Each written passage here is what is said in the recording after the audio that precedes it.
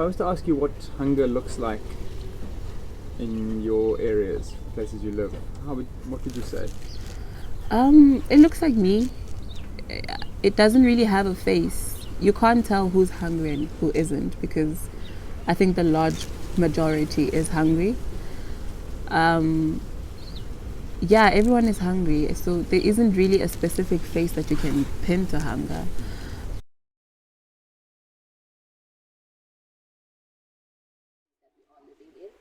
So the right to food looks like having space and the agency to grow your own food.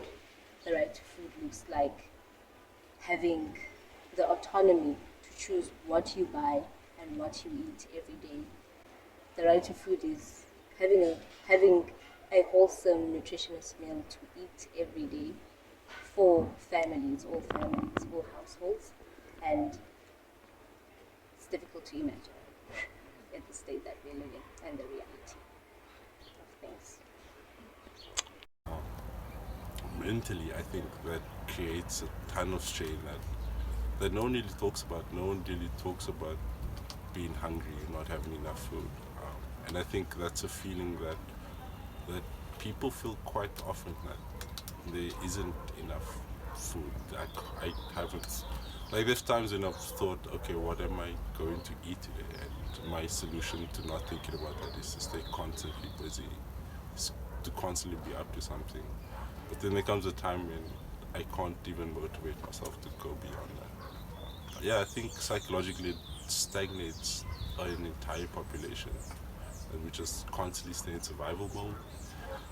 And when you're in survival mode, you can't think beyond today, you can't think beyond the next 12 hours. Yeah, it's sort of like, it's hand to mouth. What was around me. A lot of people lost their jobs, they lost their incomes, and then they found themselves faced with a whole lot. When I'm saying a whole lot, is you would find that in a typical household, a father would get up and go to work. Maybe there are 2 or 3 children that would be at school the whole day. Suddenly everyone is at home. Suddenly there's a lot of mouths to be fed, and suddenly then the realization that we actually do not have enough food, because then you'd have to prepare more meals than you would normally. Sometimes in some households they don't even make breakfast, because the school's feeding scheme would provide breakfast, and then they would provide lunch for the children. So many of them did not go and queue for the food. During the survey we would ask, do you know that there is a soup kitchen? Are you aware of a soup kitchen that is in the area? They would say yes. Do you go and queue or get food? They would say no. The reason for that was we'd found that there is a lot of stigma that is attached to being hungry. That is the norm in the communities that we live in. So imagine someone who will be working and providing and being able to buy food, suddenly finding themselves not having food and having to go queue. So they have this of, what would people say? My observation then comes very close to home, where we've seen the lived experience of people who've lost their jobs, who've really struggling to access food. It's worse with this war in Ukraine that we're seeing, and all of a sudden these price rises going through the roof.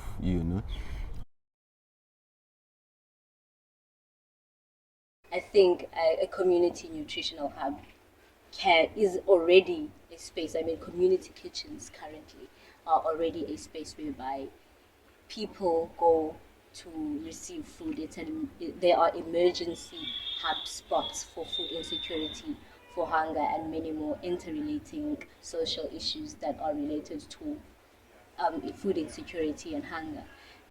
Soup kitchens, popularly known as soup kitchens, but as Food Agency Cape Town, we started rethinking them as community kitchen based on the outcomes of the survey that we did, how they are get stigmatized and how people don't feel comfortable to go in the kitchens.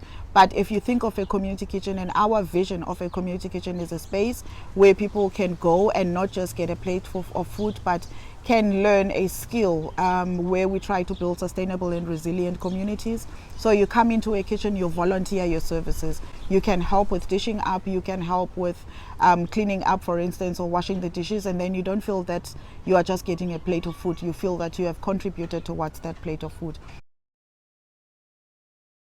In Ouagadougou, again, my appeal to other international organizations and local government is partner with local communities, dream together, plan together, find solutions together, and support community-led organizations. I believe that the solutions are within the communities.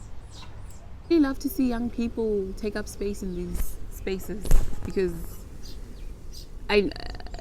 young people come with a newness that is very oblivious to what the problem is, and sometimes that obliviousness feeds a lot into generating new ideas. So yeah, the call to action would be people to be educated on food agency, on their rights to food, and to be enabled for them to practice their rights to food.